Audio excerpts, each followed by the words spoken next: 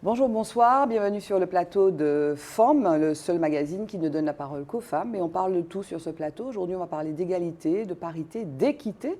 On va parler de psychologie, de neuropsychologie. On va parler aussi de Netflix aussi. On va parler de violence sûrement. Vous êtes sur Zitata, restez avec nous. FEM. FEM. FEM. FEM. FEM. FEM. FEM. FEM. Femme, femme, femme, femme, femme.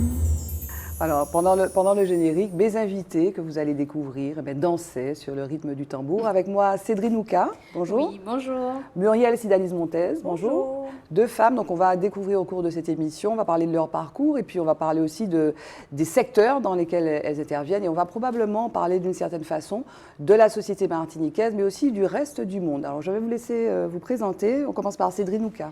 Donc je suis Cédrine Ouka, je suis psychologue clinicienne spécialisée en neuropsychologie. Donc la psychologie c'est pour tout ce qui concerne les émotions, la personnalité et puis la neuropsychologie c'est on va un petit peu plus loin sur le cerveau, en fait, pour voir ce qui fonctionne et ce qui ne fonctionne pas, pour pouvoir donner aussi des conseils, toujours dans l'idée d'étudier le psychisme humain. On voulait lui poser la question, on voulait faire de gros yeux. Et c'est quoi la neuropsychologie? Mais elle a anticipé.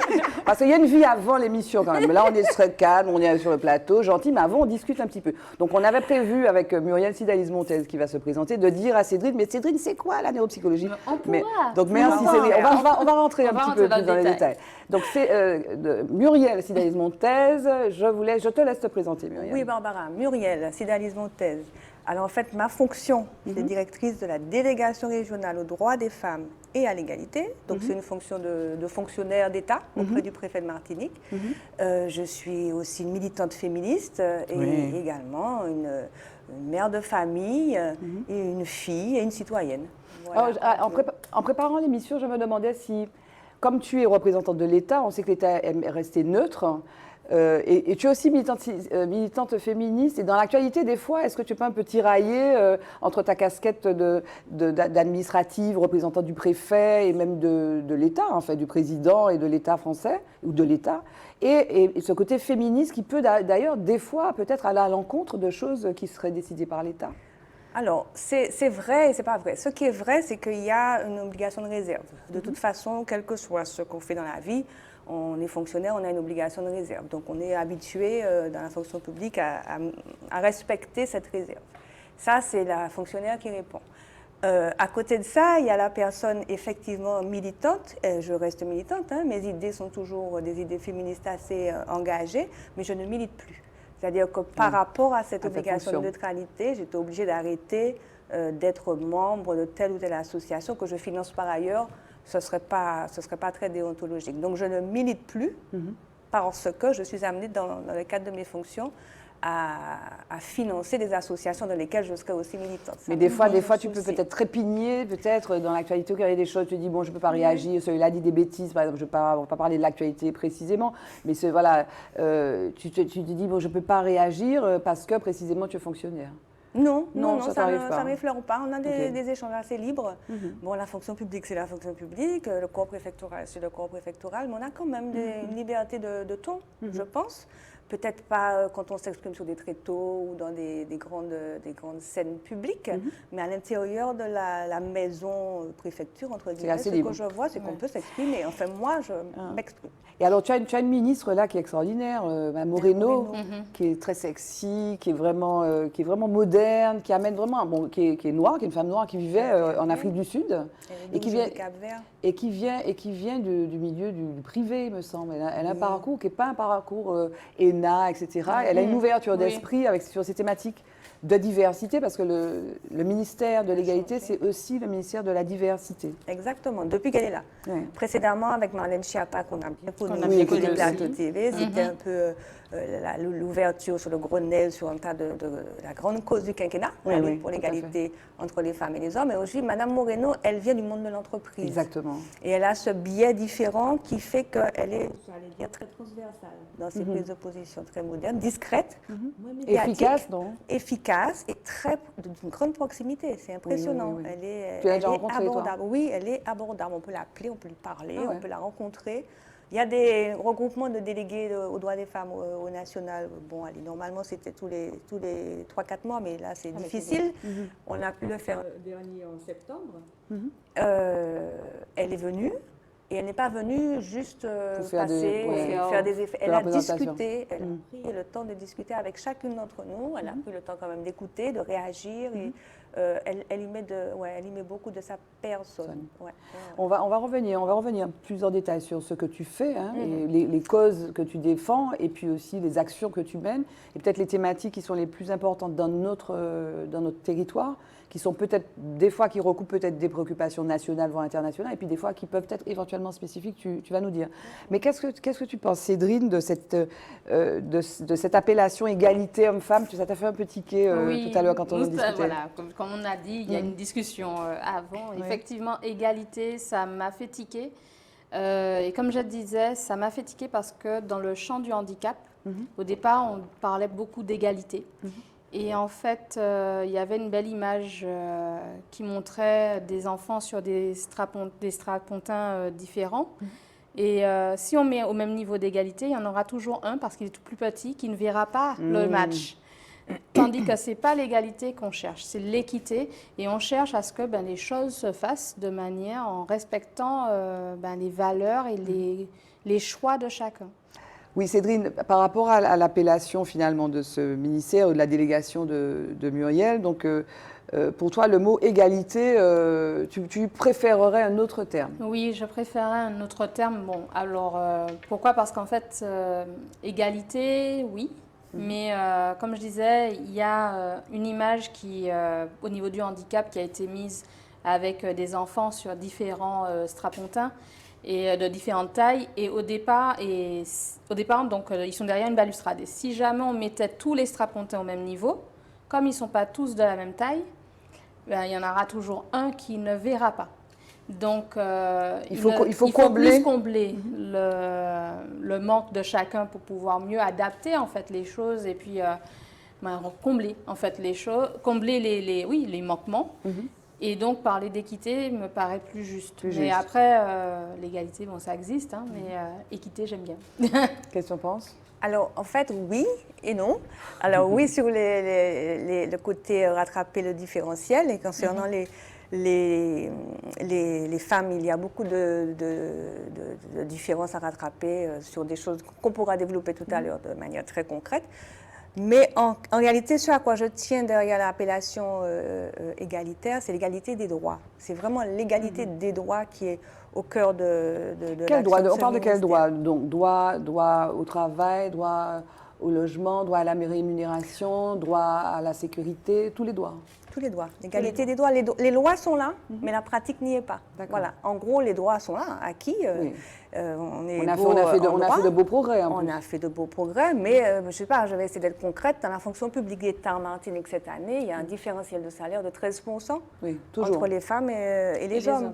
À niveau égal. À niveau égal. Un cadre A, femme, gagne 13% de moins qu'un cadre A, homme. Voilà. Et pourquoi? C'est là qu'on rejoint la question d'équité, parce que les femmes sont surreprésentées dans des filières administratives qui sont traditionnellement moins bien rémunérées que les filières techniques, par exemple. Parce que les femmes sont plus souvent à temps partiel, parce qu'elles s'occupent des enfants. Par exemple, ils ne travaillent pas le mercredi, etc., etc. Donc voilà, il y a encore... Et puis il y a les primes qui sont attachées à certaines fonctions techniques qui sont plus importantes. Je parle que de la fonction publique, là. Dans le privé, c'est pareil. Il y a des différences qui sont d'un ordre encore plus important. C'est-à-dire qu'il y a des habitudes, parce qu'on comprenne bien, cadre A, par exemple, je ne sais pas, cadre A dans l'équipement, je dis n'importe quoi. Par hasard. Par hasard. L'équipement. Donc, cadre A dans l'équipement, une femme ou un homme qui arrive à ce stade-là, normalement, ils ont la même grille de salaire. Sauf qu'il y aurait peu de chances pour une femme d'arriver dans ce secteur-là, parce que traditionnellement, c'est peut-être pas vu comme une filière de femmes. Oui, c'est ça. Voilà, c'est ça. Elle peut. Il y a une assignation. Elle peut. Voilà. Donc l'égalité en droit, c'est le déroulé. Il faut que les droits écrits se concrétisent dans la vie de tous les jours. On a parlé des salaires, mais il y a d'autres sujets. Ok, alors on va continuer dans le détail tout à l'heure, mais on s'arrête maintenant à notre première rubrique, juste après le jingle Focus.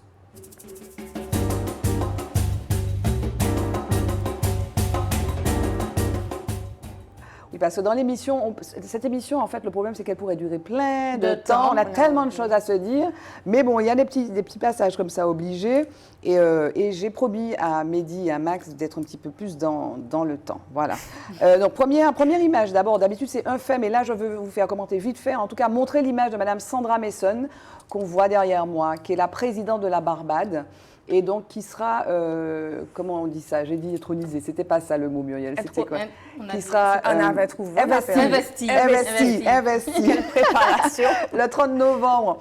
Voilà, en fait, en tout cas, cette femme incarne un processus, disons, et ils le disent les Barbadiens, d'avancement, voire de fin de processus de décolonisation qui est engagé par la Barbade avec l'indépendance, qui a été annoncée, il y a une nouvelle phase qui a été annoncée l'année dernière en disant on veut sortir du Commonwealth, Elisabeth II qui est disons le chef du Commonwealth, mais non, on ne veut plus que ça soit elle, enfin c'est respectueux, hein, mais on veut vraiment aller au bout.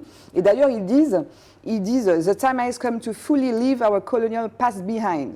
C'est Mason qui dit ça, c'est-à-dire que le temps est venu de laisser notre passé colonial derrière nous. Donc ce sont des gens qui assument à 100% leur insularité, leur ouverture au monde, parce que ce sont des gens qui sont dans le tourisme, dans la finance, et qui vont au bout, quoi. Donc ça peut faire envie à certains indépendantistes souverainistes martiniquais. C'est le point politique de cette émission, puisque ici, on est toujours dans l'article 73 et qu'on n'a pas voulu aller dans l'article 74. Qu'est-ce que le petit commentaire? On ne réagit pas. Non, mais qu'est-ce que vous en pensez de Sandra Mason? C'était ça l'idée, c'était pas 73, 74. C'est ça. Donc l'idée, c'est génial. Moi, je trouve ça génial. En tout cas, c'est une femme. L'idée, c'est que c'est pas un président, c'est une présidente. C'est une présidente qui va être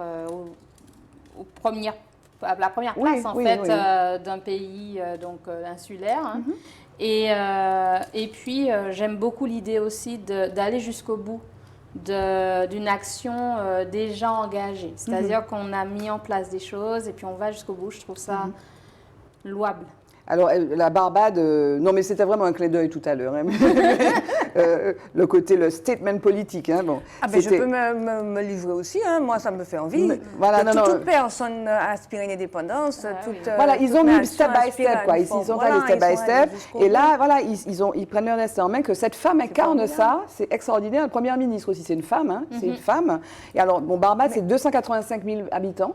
Et puis, on va dire, voilà, ce sont des gens, effectivement, qui vivent du tourisme beaucoup, et puis c'est aussi une place financière. En tout cas, on va suivre, hein.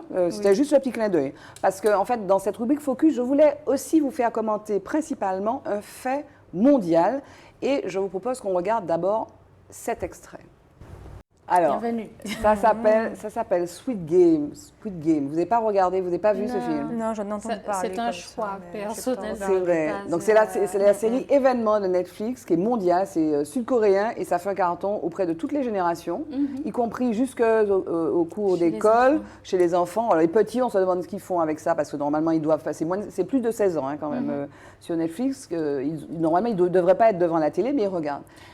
Pourquoi? Parce qu'en fait, alors c'est un choix hein, que je disais. Pourquoi j'ai pas voulu regarder parce qu'en fait, on était pollué par ça sur nos téléphones, que ça soit en publicité, que ça soit... si jamais on n'avait pas compris qu'en fait il fallait regarder ce film-là, c'est qu'on ne voulait pas le comprendre. Vous avez résisté, donc c'est déjà résisté. En plein dans la résistance. La résistance. Alors, il y a un élément. Le héros, c'est un homme. Donc, ça parle du capitalisme, entre autres, ça parle d'argent. Avec le thème, c'est des gens qui jouent à un jeu. Et en fait, ce sont des jeux d'enfants. Sauf que la sanction, c'est l'élimination. Donc, quand on vous dit vous serez éliminé du jeu, c'est physiquement, quoi. Il y a pas de... Et d'ailleurs, la première scène, c'est très brutal. Donc, c'est vraiment très violent, très direct, mais c'est aussi très graphique. C'est très esthétique. C'est ça. Et ceux qui connaissent le cinéma sud-coréen sont un peu habitués à cette violence, en fait, quelque chose qui va finalement au bout de la violence, on va dire. Mais alors, il y a quand même des héroïnes, des femmes, notamment la jeune qu'on a aperçue, qui est Oh Yeo-young, qui a d'ailleurs été choisie comme ambassadrice de Louis Vuitton. Mais en fait, c'est pas inintéressant qu'on parle de ça, Cédrine, parce que ça parle de psychologie. Oui. Et en fait, ça met en œuvre quelque chose que vous connaissez bien. Oui. L'expérience de 1000 grammes. C'est quoi, du coup? Donc, l'expérience de 1000 grammes, c'est quoi? C'est jusqu'où on est prêt à aller quand quelqu'un d'autorité nous donne un ordre. et nous demande de faire certaines choses parce qu'on fait confiance aux gens. On est capable d'aller très loin. Donc, dans l'expérience de 1000 grammes, c'était des médecins, soi-disant, qui étaient à côté de personnes qui se faisaient justement interviewer. Et on posait des questions, par exemple, je pose une question à Muriel, et si elle répond mal, je dois lui infliger un châtiment. Et le châtiment, c'est une décharge électrique. Et il y a de la petite décharge jusqu'à la décharge mortelle. Mais sauf que je ne sais pas que Muriel fait partie de l'expérience. Et donc, Muriel va jouer et elle va crier, elle va me dire que ça fait mal, d'arrêter. Mais moi, je ne vais pas arrêter parce qu'en fait, à côté de moi, il y a un médecin qui me dit « Mais non, c'est bon, vous inquiétez, vous pouvez y aller. » Et en fait, c'est quoi? Ça dégage une règle qui est une règle universelle, c'est-à-dire face à l'autorité, tout le monde se couche. Pas tout le monde, mais la plupart. Les personnes sont enclines à suivre en fait ce que l'État, ce que les personnes d'autorité en tout cas vont donner comme information. Alors aujourd'hui, on est quand même dans une remise en question de ça finalement, quand on voit ce qui se passe en Martinique, on parle d'autorité, avec la vaccination, avec je ne sais pas quoi. Donc est-ce qu'on n'est pas dans une remise en question finalement de ce modèle-là qui dit, bon, mais ça vient de l'État, vous faites, là par exemple la vaccination, il y a très clairement des campagnes, en tout cas une incitation à se faire vacciner. Il y a beaucoup, en tout cas en Martinique, parce qu'en France ou dans le reste du monde, pas partout, mais c'est quand même, ça va dans le sens de la vaccination. En Martinique, on est à 42% de première dose. Donc est-ce qu'on n'est pas en fait en train de remettre en question cette histoire? Alors peut-être pas seulement en Martinique, il me semble, en fait, deux choses qui me viennent à l'esprit. La première, c'est qu'on est quand même de plus en plus largué en termes de référents et d'autorité. En fait, ce que je veux dire de manière simple, c'est qu'il y avait à un moment donné une autorité cosmogonique, après une autorité divine pour certains, après une autorité monarchique pour d'autres, etc. Et puis aujourd'hui, l'autorité, c'est un petit peu l'individualisme, c'est chacun sa propre autorité. Donc jusqu'où chacun est-il prêt à aller? Je ne sais pas. Et en face de ça, une forme de déclin des formes d'autorité traditionnelles qu'on a l'habitude collective, démocratique. L'État, on donne une baffe au président de la République, c'est quelque chose qui marque pas mes enfants, qui ont entre 25 et 29 ans, mais moi qui me marque. Donc les valeurs ne sont pas au même niveau. Là, l'autorité de l'État incarnée par un président de la République, par exemple, et puis le monsieur Macron qu'on a baffé pour les enfants, ça passe. Pour moi, ça passe pas trop. Et des formations professionnelles, je suis désolée, mais quand j'entends parler de personnes ayant autorité ou faisant autorité, devant qui tu as dit, on se couche, je parle au problème d'inceste, je pense au problème d'inceste. C'est un peu aussi, je suppose mais c'est la même chose, c'est-à-dire que on est dans les mêmes... avec pas Jean, mais ni raison d'ouvant poule, on connaît cette expression ici. Quand on dit, par exemple, à des élèves, c'est ton professeur qui a dit ça, donc il a raison. Faut que On apprend en fait à se coucher devant l'autorité, devant les personnes qui sont censées être porteuses d'autorité. Et effectivement, ça entraîne quoi comme dérive? Justement, tous les abus. Parce que bien sûr, l'inceste, la pédophilie, tout ce qui les abus, quels qu'ils soient, les personnes ne sont pas saines d'esprit, on va dire ça comme ça. Donc il faut faire attention aussi, c'est pas donc, la soumission à l'autorité, entre guillemets, c'est quelque chose qui fait partie de la vie en société, du fonctionnement de la société, du fonctionnement et puis de ce qui est attendu par la société, mais on est bien sûr à cause de ça aussi enclin à des dérives parce qu'il y a des personnes qui ne sont pas saines d'esprit et qui utilisent en fait ce biais-là pour pouvoir faire n'importe quoi. Alors voilà, en fait, je précise juste une chose, loin de moi l'idée de mettre à la charge des victimes le fait de subir une autorité mal placée. Mais c'est vrai qu'on la retrouve, cette notion de domination, d'imprégnation mentale sur des êtres plus faibles, plus vulnérables. Ça peut être des femmes, mais dans le cas des violences. Dans les violences faites aux femmes. Et ça peut être des enfants, garçons ou filles, dans le cas des problèmes de violences sexistes et sexuelles.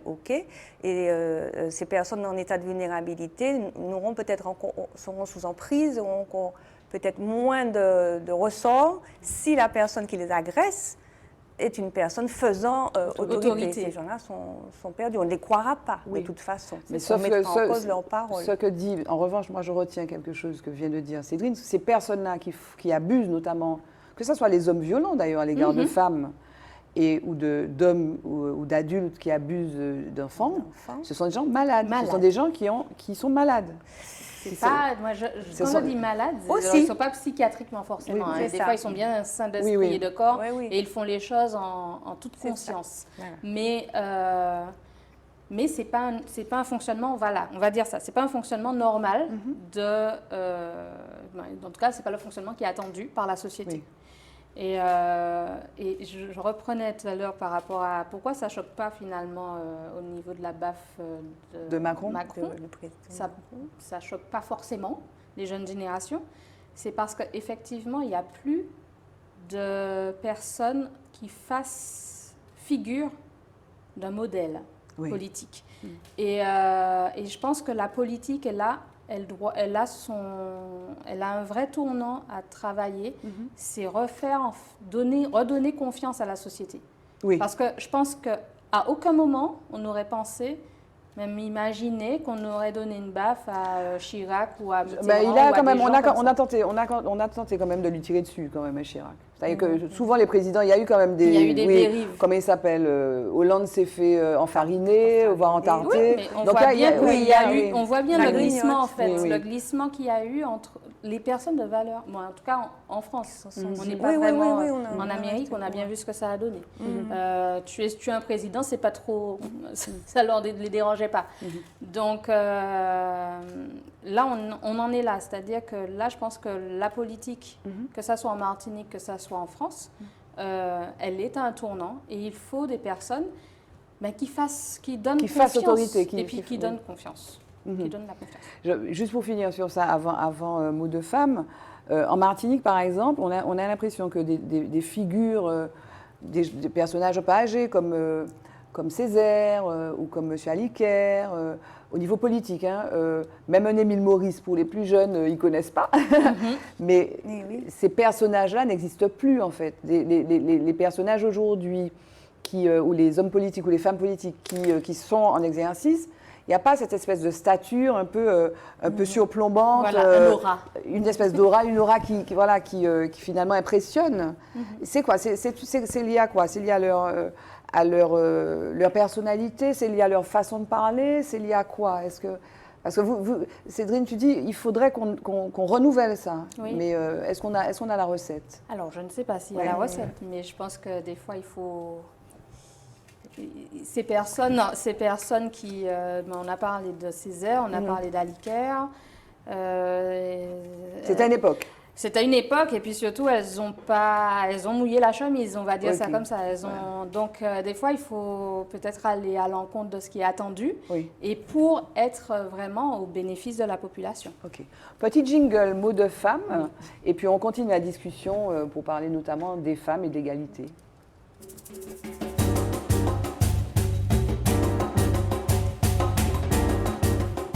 Ça passe en ce moment sur... Oui, ça passe en ce moment sur Netflix. Non, ça commence en septembre, mais bon, c'est des séries. Et donc la série est finie. Et tout le monde se demande, enfin ceux qui ont vu la série se demandent s'il y a une saison 2 en fait. Voilà, donc ça vous a donné envie de regarder? Non, ça m'a glacé le sang. Oui, c'est violent, c'est violent. L'esthétique, oui, l'esthétique est très beau, mais c'est violent. Hein, c'est-à-dire que le premier 1, 2, 3 soleil, on sursaute. C'est-à-dire quand le type vous dit, celui qui, vous avez signé, en fait, il signe un papier, je ne veux pas spoiler, mais il signe un papier, celui qui, machin, sera éliminé. Donc il joue, mais bon, sauf que éliminer, c'est... Éliminer, c'est vraiment... Voilà. À quoi ressemble? On a commencé à parler tout à l'heure, Muriel, finalement de tes prérogatives, des champs. Donc les champs couverts par toi ici sont les mêmes qu'au niveau national, c'est-à-dire égalité dans l'entreprise, violences faites aux femmes. Ce serait quoi les spécificités, pour un mot un peu galvaudé ici, martiniquaise? Je vais rentrer dans le vif du sujet. Pour moi, la particularité, la spécificité, c'est la précarité. La précarité des femmes. Économique. Véritablement, oui.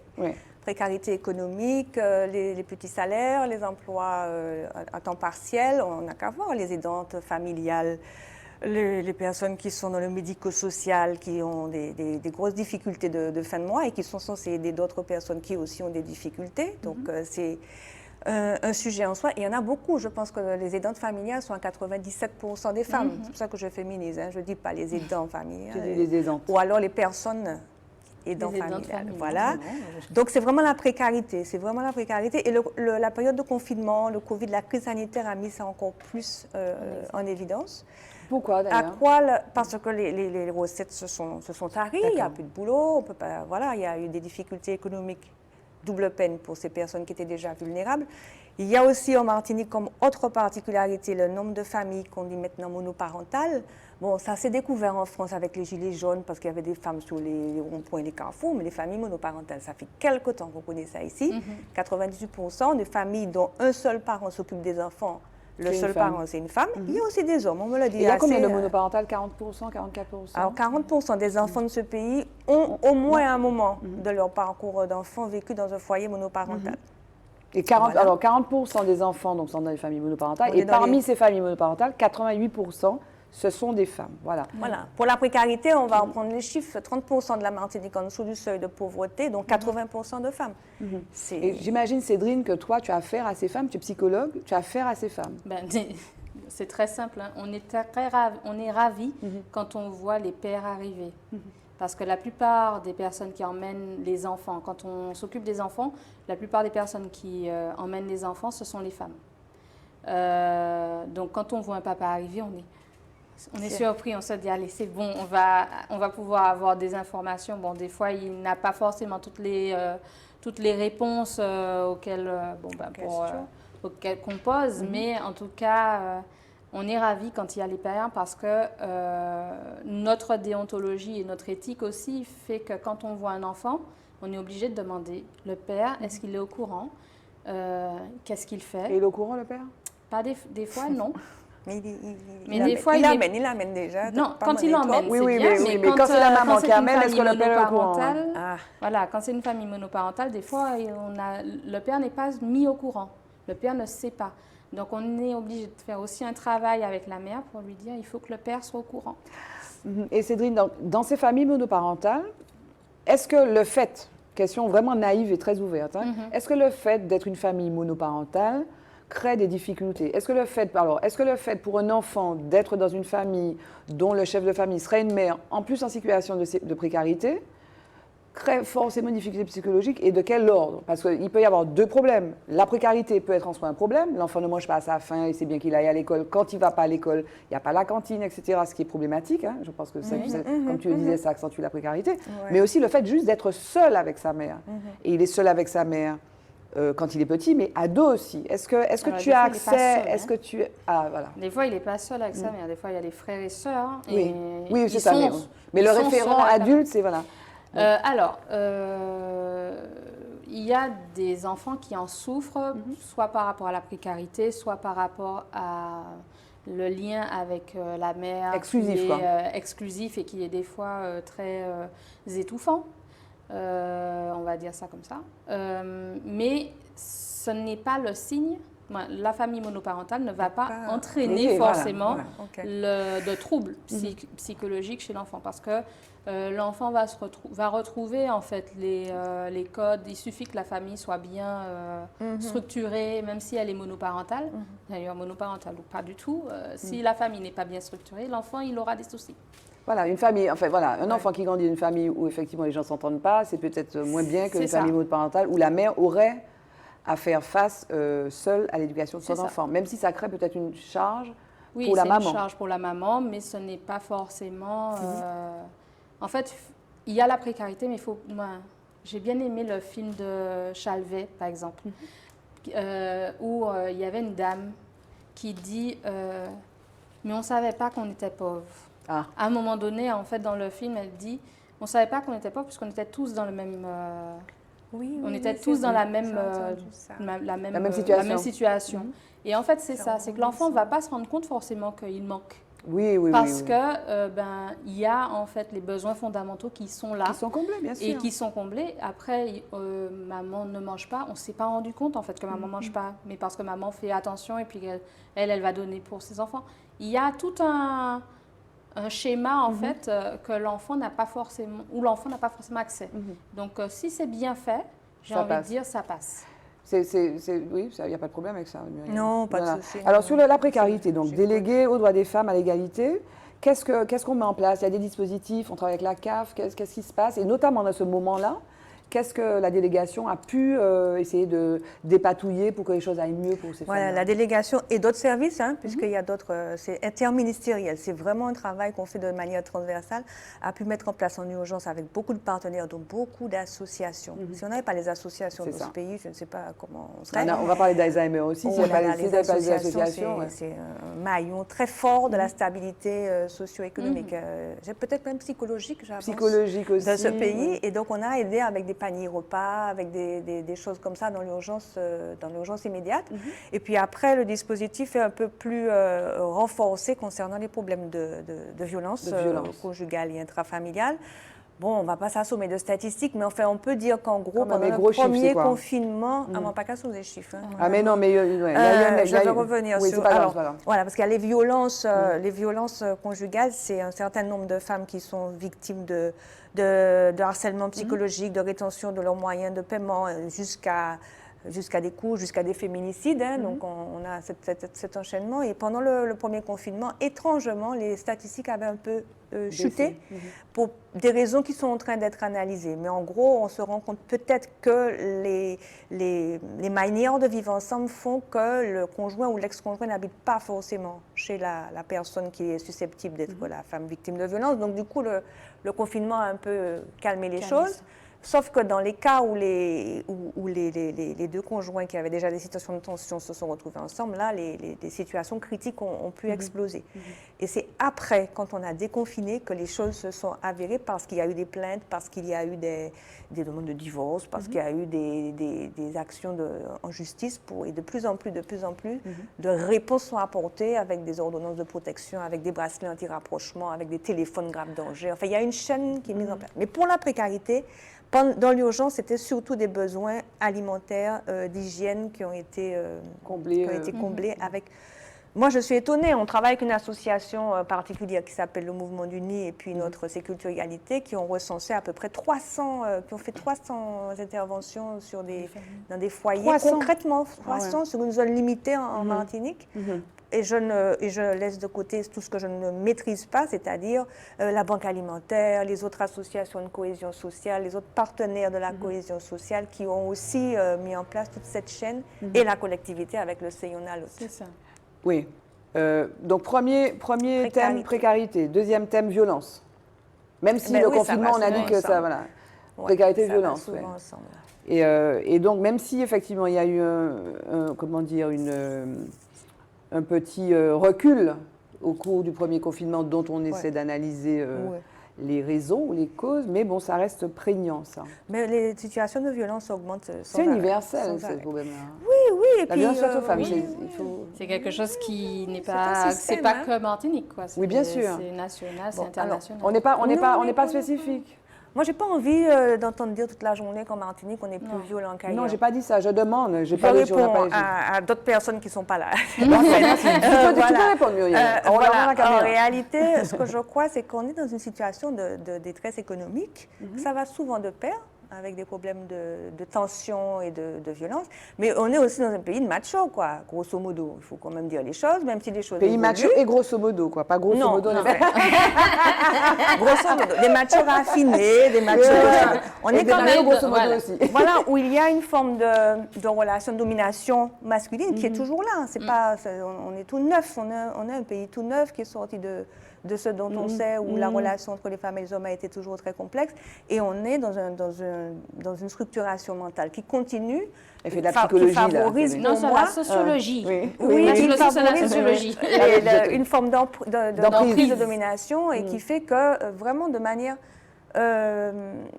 très subtile, voilà, des attitudes de domination qui peuvent entraîner des attitudes violentes s'instaurent entre les jeunes filles et les jeunes garçons. Et c'est là qu'on demande à la psychologue de compléter. Et est-ce que, alors, et moi je vais poursuivre, est-ce que la nouvelle, parce qu'on parle de soumission, d'emprise et notamment de précarité économique, mais il y a quand même un phénomène ces dernières années qui est d'autonomisation économique. Ça, c'est les bonnes nouvelles. Donc, est-ce que ce phénomène d'autonomisation économique des femmes, par exemple, quand tu lis Hérol Nuissier, qui est un psychologue guadeloupéen, il te dit que ça a pu expliquer une part de la violence masculine. Qu'est-ce que tu en penses, Cédric? En fait, sur le coup, les femmes sont en train de... les jeunes filles sont en train d'essayer de... Et c'est pour ça que je parlais justement pas d'égalité. Je veux pas que les filles fassent comme les garçons. On n'est pas des garçons, on est des femmes. Nous sommes des femmes avec certaines manières de faire, certaines sensibilités. D'ailleurs, la sensibilité féminine, des fois, les femmes viennent me voir pour me dire elles sont trop sensibles. Ah bon c'est quoi trop sensible? Expliquez-moi, parce que moi, je pleure devant des dessins animés. Donc, c'est quoi trop sensible? Ah non, quand on me dit des choses qui ne sont pas bonnes, qui ne sont pas justes, ça me fait quelque chose. Je dis, c'est pas de l'hypersensibilité, c'est de la sensibilité. Et en fait, on a l'impression qu'il y a une honte à être sensible parce que ce n'est pas masculin. Donc, il ne faut pas faire comme. Mais c'est bien l'autonomie. Il y a des garçons. Il y a des garçons sensibles. Il y a des garçons sensibles. Mais regarde, il ne faut pas que le garçon pleure. Voilà, c'est pas une question d'émotion, c'est une question d'éducation et on est dans une représentation et de stéréotypes de genre. Mais on n'a pas changé ça, mesdames. Écoutez, moi je vais te dire, oui, on est en train de changer. Les nouvelles générations, mais ou pas d'ailleurs, mais c'est une question, je dis ça comment dire, la question est ouverte là encore. Ou pas, on a changé ça ou pas? Les nouvelles générations, les nouvelles générations sont en train de changer ça. Oui et non. Oui et non. Je suis oui et non parce que il y a une sorte de comment on appelle ça? Je sais même pas comment. Sexualisation, d'hypersexualisation des filles, qui en fait qui se fait pour pouvoir justement justifier ce côté où on se détache des hommes et on n'a plus besoin. Et en fait, je pense qu'on est aussi dans un tournant. On est en train de commencer un travail d'émancipation de la pensée, justement. Les femmes doivent prendre leur place maintenant parce qu'elles ont une place à tenir, elles ont des rôles à jouer.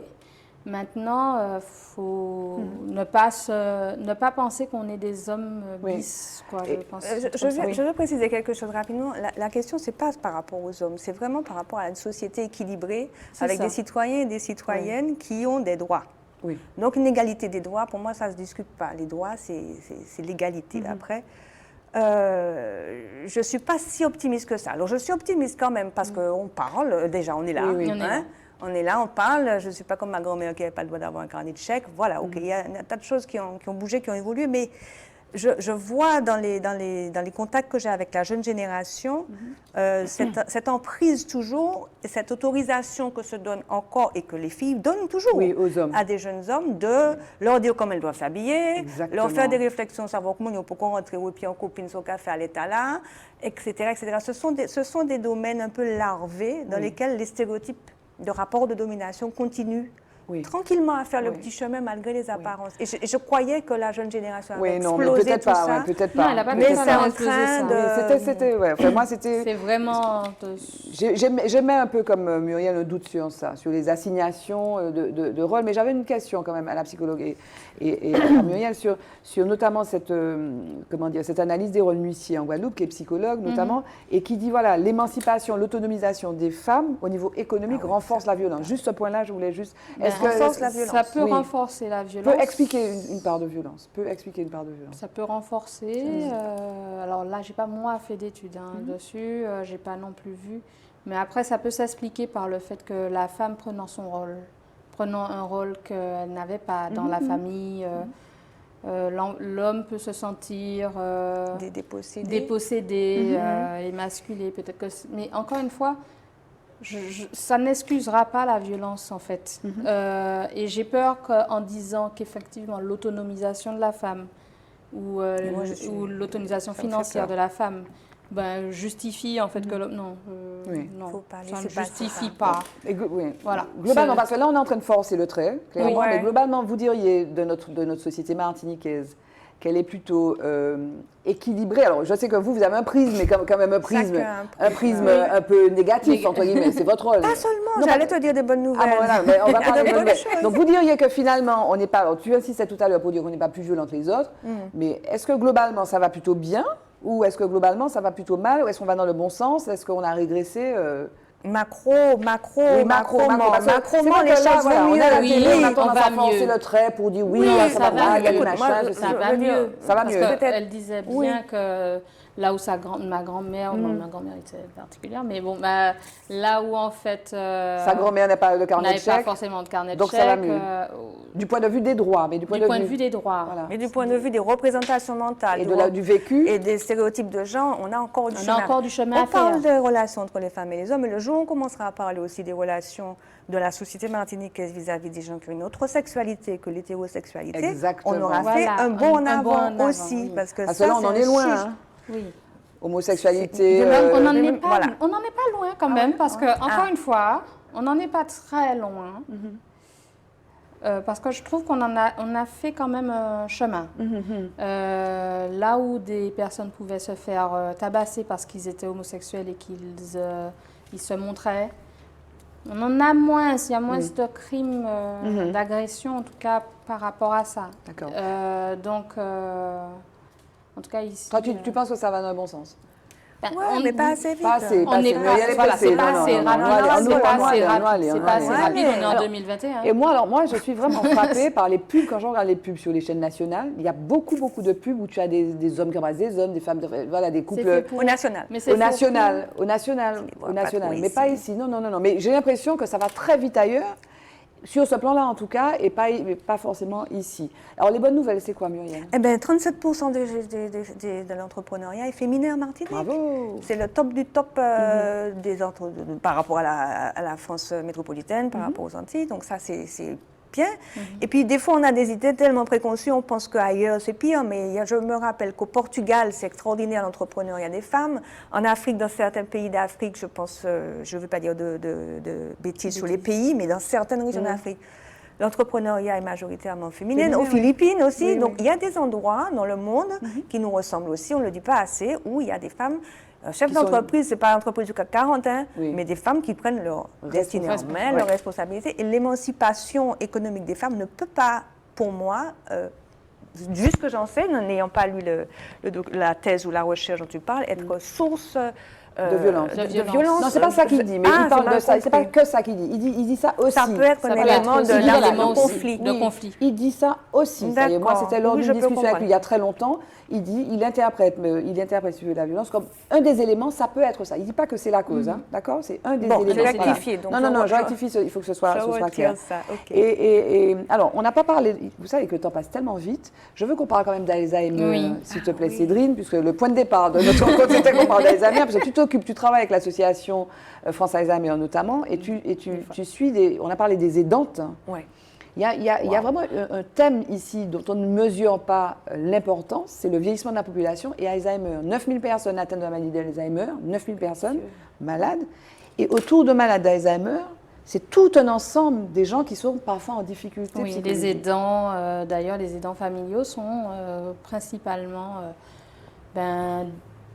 en souffrance, parce que ce n'est pas facile de s'occuper de personnes dépendantes. La maladie d'Alzheimer, c'est une maladie effectivement qui touche un grand nombre de personnes âgées. Maintenant, moi je suis très critique, encore une fois, je suis toujours très critique sur les diagnostics qui sont faits, parce qu'en fait c'est plus facile de parler d'Alzheimer parce que c'est le truc qui est entre guillemets à la mode. Et là je vais me faire taper sur les doigts. Vas-y. C'est quand je dis à la mode dans le sens que les pertes de mémoire, chez la personne âgée, on va tout de suite parler d'Alzheimer. Et donc, la première chose que les personnes vont dire quand les parents ont perdu un peu de mémoire, c'est est-ce qu'il a Alzheimer? Parce que c'est très plébiscité. C'est dans l'air du temps. C'est très plébiscité. C'est dans l'air. Il y a, en tout cas le mot, la maladie, tandis que il y a d'autres pathologies neurodégénératives qui entraînent les troubles de la mémoire et qui ne sont pas aussi plébiscitées. Lesquelles, par exemple? Oh mon Dieu. La maladie à corps de Lévy. Je vais l'embêter. La maladie à corps de Lévy, la démence frontotemporale, les démences vasculaires, toutes les aphasies progressives primaires, toutes ces maladies en fait qui sont des maladies neurodégénératives peuvent entraîner des troubles de mémoire. D'accord. Même la maladie de Parkinson peut des fois entraîner des troubles de mémoire. Il est important de poser ce diagnostic-là. Oui, il est important quand il y a des troubles de mémoire, que la personne a changé de comportement, qu'il y ait des éléments en fait cliniques, donc médicaux, des éléments médicaux, des éléments psychologiques, neuropsychologiques et biologiques, pour pouvoir être sûr qu'on est face à une maladie d'Alzheimer. Parce qu'à l'heure actuelle, les recherches ont bien évolué pour savoir un petit peu où la personne se trouve. Et toi, tu accompagnes les aidants, notamment, ou les malades d'Alzheimer aussi? J'accompagne les aidants, j'accompagne également les malades d'Alzheimer. Alors, moi, je fais du domicile, donc moi, je me déplace sur toute la Martinique. Donc, les personnes sont vues au plus près de leur réalité. Maintenant, c'est pas évident. Quand on est à domicile ou bien quand on est en libéral seul, c'est vrai qu'il manque de structure pour ces personnes. Des structures quoi? Parce qu'il y a des structures médico-sociales. Pour le maintien à domicile? Pas pour le maintien à domicile. Parce qu'il y a les EHPAD qui les accueillent. Oui, mais les EHPAD, il n'y en a pas beaucoup. Et les EHPAD ne sont pas spécialisés. Et donc, en fait, à ce moment-là, il manquerait de professionnels. Mais des centres, par exemple, où ce serait peut-être des accueils de jour, plus d'accueils de jour, qui pourraient accueillir ces personnes. Ça permet à l'aidant de ne plus être seul au combat, à gérer, en tout cas au front. Après, heureusement, il y a quand même, là maintenant, il y a la DAC qui a une sorte de dispositif d'accompagnement et de coordination et qui est avec le réseau Rouspel, avec le réseau Autonomie, et qui est avec la Maya là pour pouvoir en fait donner des moyens et des aides aux familles en fait aux familles qui ont des personnes à charge et notamment les personnes âgées et également les personnes traumatisées crâniennes. Est-ce que les malades d'Alzheimer, moi j'ai entendu, je ne sais pas si c'est vrai, tu vas me le confirmer ou pas, j'ai entendu parler de la solitude des malades d'Alzheimer, du fait par exemple que dans les institutions, dans les EHPAD par exemple, il n'y a pas beaucoup de visites. Est-ce que c'est une réalité et puis forcément aussi à domicile, c'est vrai ou pas? Alors surtout actuellement c'est compliqué. Alors on n'est pas d'avoir des visites. Non, mais ce n'est pas l'histoire de confinement, je parle hors crise sanitaire. Est-ce que c'est juste lié à la crise sanitaire? En Martinique. En Martinique, quand même, il y a quand même des visites qui se font. Les personnes sont rarement laissées dans un EHPAD et puis elles n'ont pas de visite. Maintenant, la solitude, pourquoi? C'est parce qu'en fait, justement, il n'y a pas d'EHPAD spécialisé malades d'Alzheimer. Donc là où, en fait, dans certaines communes en France, dans certaines régions, ou bien dans ce qu'on peut voir aussi dans d'autres émissions, des centres où les gens sont en train de s'amuser, ils jouent, ils font ils sont retournés en enfance, ils jouent à la poupée, c'est pas grave, mais ils sont pas seuls parce qu'ils sont ensemble. Et comme ils sont tous avec la même pathologie, ils se comprennent, ils s'entendent, et ça manque un petit peu. Donc ça va. Alors, je vous propose qu'on regarde un extrait d'un film qui lie les deux sujets là. Non, peut-être pas Squid Game encore, non, c'est pas ça qu'on va regarder. Ça lie tous les sujets, ça. Non. Le deuxième sujet qui met en scène donc une dame qui est un peu âgée. Et c'est un film que la délégation a produit, Muriel. Un coup de cœur, Alors, qui a produit avec l'accompagnement du Centre national du CNFPT, de Mme Arlette Pujol, la directrice. En fait, mes amis, Mme Milon, c'est une dame qui a un parcours de vie particulier, qui raconte sa vie. Elle a écrit comme elle a pu, mais elle a écrit un livre qui a été mis en page, mis en forme, retravaillé avec Arlette Pujol et le monsieur de créole dont on parlait tout à l'heure. Ah oui, Jude Duranty. Jude Duranty en édition. Donc, par rapport à Arlette, j'ai rencontré, je suis tombée amoureuse de Mme Milon. D'accord. Je suis tombée amoureuse de Mme Milon, de son environnement, de ce qu'elle porte. C'est une femme rurale, mais c'est une femme au grand cœur, c'est une femme lumineuse, et j'ai envie que tout le monde la connaisse. Voilà. On peut regarder un petit extrait, Mehdi, qui nous met l'extrait du film, si c'est possible. Hop, je décale. Alors, on fait ça. On fait ça. Je prends tout petit. Hein. On fait ça. On fait ça. Si la lune est bonne, ça va sortir. Mais si la lune n'est pas bonne, ça ne sort pas. Eh bien, ça sort. La lune est bonne. Voilà. Qui ça qui là? C'est des icaques, les icaques noirs. Très sucrés, oui. Et puis sucré, considéré sucré, cervical. Très, très sucré. Ah ouais. Ah oui. Tu prends des boutures? Ah non, c'est les graines, c'est les graines. Ah bon? C'est ouais, les graines. Les fruits qui composent son jardin vont de la papaye au goyave, pitaya, fraise locale, prune, julie, ananas, banane dessert, pamplemousse, mandarine, orange, cerise, zicaque. Voilà, c'est ça le pitaya. Et comment tu vois que le fruit est à maturité? Eh bien, dès que c'est rouge comme ça, c'est bon. Dès qu'il devient rouge comme Ouais, dès que ça devient rouge comme ça, c'est prêt pour déguster. Voilà, Madame Millon, donc avec Arlette Pujard, et puis on te voit aussi, Muriel, avec Ouais, tes baskets, il y a c'est Jules Durantier et quelques autres personnes. Donc on est dans ce jardin fabuleux, merveilleux, avec du pitaya. Entre C'est autres. le pitaya, hein? Ah, mon Oui, Dieu. voilà. Oui, le pitaya. Et puis ce qu'on voit au début, là, J'appelle l'écorce Concréa. qu'elle gratte, là, c'est de la cannelle. Oui, oui, voilà. Donc, ça. elle a une association. Pardon, j'oublie les noms. Bref, pas elle grave, a une c'est pas grave. association, elle accueille du monde.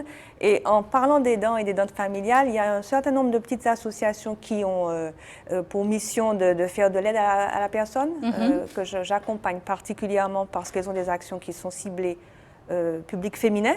Et parce qu'elles sont elles-mêmes structurées en association avec des femmes. C'est des femmes qui s'occupent de femmes.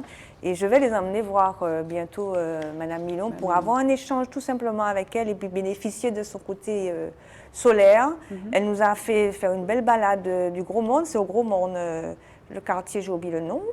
Décidément, j'oublie beaucoup Tu vas de aller choses. voir Cédrine, tu vas aller voir Et Cédrine. voilà. Après, elle va te donner son numéro parce que le problème de mémoire, là... Oui, elle va oui, faire mais ça. non, là, Non, mais c'est tu fais trop de choses, tu fais trop de choses. c'est Voilà, pour et ça. on a fait une petite marche au Morne Rouge, de là, le Gros C'est Morne magnifique en Rouge. tout cas. Et puis c'est bien filmé aussi, hein, c'est sublime. Voilà, donc j'ai voulu la mettre en l'honneur tout simplement parce que c'est une Martiniquaise qui est très authentique et qui est très vraie Mais on a et des qui est dans femmes la comme ruralité. ça. Et voilà les On a bonnes des nouvelles, femmes c'est comme que nous ça. plein madame comme ça.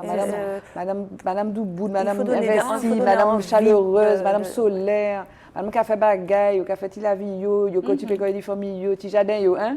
Voilà, Et alors, elle a c'est- 5 filles je crois. 5 filles. Mais c'est un film, mais c'est une série. Tu vas faire des C'est portraits. un film, Un c'est film. juste un petit, Coup de je t'ai cœur. dit c'est un coup de cœur, j'ai même pas réfléchi. Par contre je veux faire une série sur les femmes entrepreneurs. Très ça bien. c'est en cours. C'est en On va cours de t'aider parce discussion. qu'ici on reçoit tout le monde. Donc, si tu veux, on peut t'aider avec la liste si tu veux. On a reçu des entrepreneurs, C'est des une très bonne psychologues, idée, des c'est une très bonne délégués, idée. etc. Vous Merci savez qu'on est presque d'avance. arrivé à la fin là. Ah, déjà? Non, presque. Ah, bah, d'accord. J'ai une question que je pose. On n'a pas tout dit, mais il y a une rubrique où on pourra dire ce qu'on n'a pas dit. Et je sais qu'il y a un thème qui tient à cœur à Muriel, qu'on va pouvoir aborder. Quel est l'homme qui t'a le plus influencé, Cédric? Mon père. Pourquoi? Mon Dieu, c'est venu tout de suite. Des fois, les femmes, elles attendent, elles disent oh, et puis finalement, elles disent une femme. Alors, Mon père. Pourquoi? C'est qui? Parce que mon père, c'est Jean-Claude Douka. Il est décédé à l'heure actuelle. C'est un combattant. C'est quelqu'un à qui on a dit vous ne serez pas bon, vous ferez des choses techniques. Il a montré que, d'accord, il fait son dessin. Après, il est devenu contremaître d'entretien. Ensuite, il est représentant syndical. Il fait un master 2 de droit. Wow. Il fait responsable des achats et on lui annonce un concert quand il apprend à être médiateur. La maladie. Et il va devenir major de sa promo et il meurt quelques jours après. Ah. Aïe, aïe, aïe. Mais pendant toute sa convalescence, donc c'est pendant une année, il s'est battu donc voilà. Bon, en tout cas, bravo. C'est quelqu'un qui nous a montré que quel que soit ce qu'on doit entreprendre, on le fait jusqu'au bout. C'est ce que tu disais tout à l'heure. On le fait jusqu'au ce que tu bout disais et tout à l'heure. on avance. Et puis même si on nous met des bâtons dans les roues, c'est pas grave. On copie, c'est pas grave. C'est-à-dire que c'est bien. D'accord. Donc, vaut mieux qu'on copie. Et ma mère aussi, bien sûr, puisque ma mère, voilà. Mais là, c'était la question Et sur les hommes. sur les hommes. Donc, spéciale dédicace à ton papa. Voilà. Et Muriel, quel est l'homme qui t'a Je ne dit peux même pas te regarder pour en parler, parce que c'est mon père. Il est mort il n'y a pas longtemps, donc Oui. Karim, écoute-toi. Désolée. Mais vraiment, papa, c'est la loyauté et comment on appelle ça? Quelqu'un qui n'a pas de préjugés. L'ouverture d'esprit, L'ouverture d'esprit. la générosité, l'humanité. Tu sais, il y a un truc là, pour dire Humaniste. l'ouverture d'esprit, quelqu'un qui Ouais, n'a pas de préjugés, ouais. ça s'appelle humanité. Voilà, c'est Quand mon tu acceptes l'humain chez l'autre, humanité. Eh ben, c'est un c'est humaniste. ce qu'on et devrait voilà. tous cultiver, C'est ça. l'humanité. Bon, mais je suis désolée de vous avoir remué ou secoué. Ouais, on l'a senti là. Hein? Voilà, vous avez, On l'a senti. à la sortie, il y a un petit machin. Vous allez C'est faire ça, de la psychologie mutuelle. Ouais. Petit jingle avant le mot de la femme.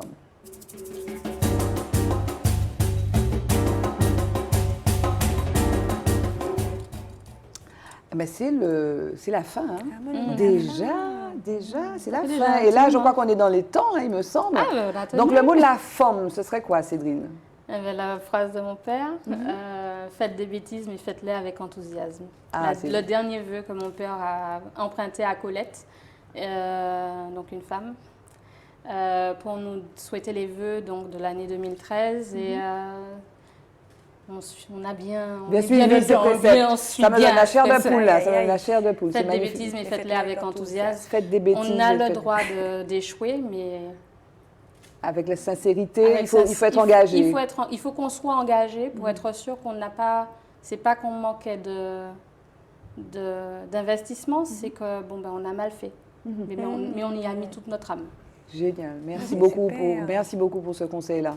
Muriel, tu voulais finir sur une note qui n'avait rien à voir, mais on assume, hein, nous, distillique, nous, derrière ça nous l'est, derrière ça nous qu'a dit. On va parler du rhum, mesdames et messieurs, parce Tout va que bien. Muriel, hein, voilà, a un coup de gueule à passer. Bien sûr. Hein, des fois, c'est à Où est la la radio. caméra? Le Je coup de regarde la gueule à caméra. passer d'enfant. Donc, Muriel s'adresse à la Martinique entière, et au monde d'ailleurs, parce que tout est sur Internet. Attention. Bon, je dis une chose simple. En tant que citoyenne martiniquaise, attachée au patrimoine et au matrimoine de son pays. Le rhum fait partie de notre patrimoine et de notre matrimoine. J'en ai assez de voir maltraiter cette boisson. Je ne suis pas de la propagande pour l'alcool, mais je voudrais simplement que, de la même manière qu'on a un recul, un respect et des protocoles autour Pour le du champagne. vin, du champagne et de toute espèce de choses, qu'on l'ait aussi pour le rhum. Je ne veux plus aller dans les restaurants pour qu'on me serve du rhum dans un verre en plastique. Je ne veux plus aller au restaurant, même si mon pas qu'à boire rhum, hein, mais bon, on sert du punch Dans qu'on un appelle verre en petit verre. punch Ah ben, dans un verre à whisky. Je ne veux pas qu'on me donne d'abord le rhum dans le verre et qu'on me dise après de mettre ce que je veux. En fait, au lieu de dire ce que je veux pas, je dis que les restaurateurs et les barmen de ce pays Alors, devraient je vais te dire. s'associer pour avoir un vrai salam alek mais j'avais autour envie du de rhum. dire, Alors. moi, je suis très ravie que tu dises ça, parce que sur le coup, ça m'a fait tilt maintenant en plus, alors qu'on en parlait tout à l'heure. J'ai deux super bar ladies. Ah, oui, je voulais rencontrer. Qui, donc Loca, Aurélie, Copette, et une autre Aurélie, Des Aurélie. qui sont des bar ladies et qui justement parlaient en fait de... Aurélie en tout cas, donc bar lady du Black Diamond à l'heure actuelle, qui faisait en fait, disait effectivement que le rhum devait être plébiscité et devait être notre marque de fabrique. Et donc, Il y a des tout usages. un protocole Mais oui, il y a des à usages. faire. Et voilà. Pourquoi ne pas nos proposer, super bar ladies sont là. À pour quelqu'un, ça. tu vas proposer des degrés différents ou des Oui. rhums en expliquant qu'ils viennent Bien de telle sûr, région ou de c'est telle ça. autre région. Et puis dire aux gens qu'on peut leur proposer de leur servir un punch. On l'appelle pâtis punch, c'est bon, c'est un punch, c'est pas un C'est un petit punch, punch. ouais. Avec du sucre, avec du miel, avec du sirop, avec confiture. Si on veut mettre le sirop lagier, pressé, Exactement. épais. Le cabaret au sirop citron, c'est blaf. Ah, puis il y a un truc aussi, moi, que C'est j'aime pas pas. le respect Oui. pour cet Oui, voilà. élément-là. C'est-à-dire que, et là, voilà. c'est vrai on exporte Aucun notre rapport rhum, avec on toute parle la du discussion. spirit. Non, mais c'est très important. On parle du spiritourisme, notamment, qui est un peu, si tu veux, une carte de visite. Le rhum, et on a une diversité. On est le seul rhum AOC. On a effectivement des rhums différents du nord au sud, etc. Donc, Il faut former les gens, en fait. Il faut Mais former ils sont les gens. formés, en fait. Oui, mais non, j'imagine, mais pas... non, mais quand tu vas, Ils sont formés sans être formés. Ils Oui. sont formés à la mixologie, mais pour les barman et bar lady.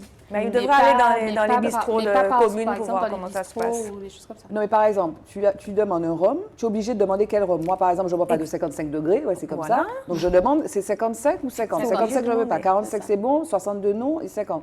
Et puis, il y a un truc qu'il ne faut pas faire. Là, vraiment, je suis avec toi pour pousser le coup de gueule. C'est quand ils t'amènent la bouteille de rhum et qu'ils t'ont servi.